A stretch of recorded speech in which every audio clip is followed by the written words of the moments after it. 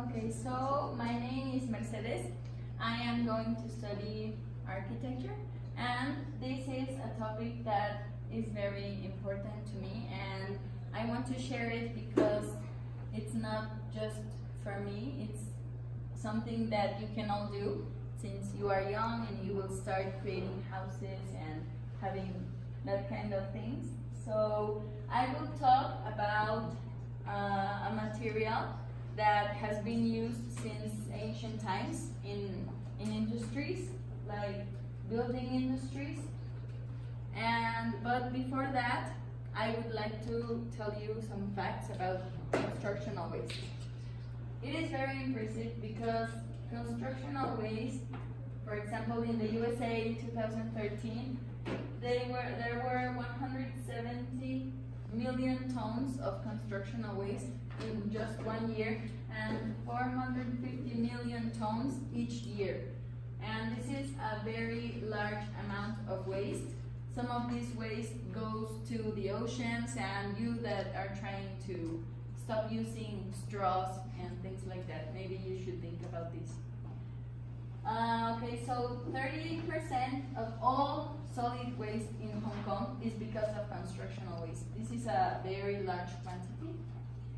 And there were some studies in Hong Kong that said that there are laws where you can take all this waste, all this constructional waste, but since it is very expensive to leave it there, or maybe sometimes it's just too much, so the industries want to get rid of this from an illegal way because it's better and cheaper. There were 546 trucks, illegal trucks, that wanted to throw 9 million wasted disposal waste in places that they were not allowed. And this is just happening in Hong Kong, but this is not just happening just in Hong Kong.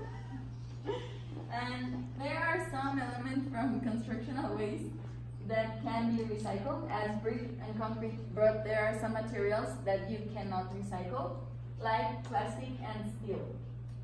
There are some materials, alternative materials, that can be used, and when you are studying architecture, they tell you this and they inform you and they teach you about these materials, but sometimes you just go out and try to do things so that you get the more profits you can get, and you forget about how these things are important. Or sometimes not just not just me that I want to study that, but as you will notice and experience in your life, you can go and you can propose that to the architect.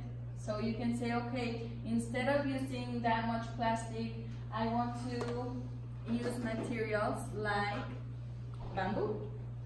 Bamboo is a material that can replace steel and plastic in rooftops, in columns, in anything, even in furniture. You can use bamboo. The great thing about bamboo is that it is a natural resource, and the waste that it leaves can be used as fertilizer. So it is really great, and not just because it's natural, but because you can grow bamboo very quickly. So there is no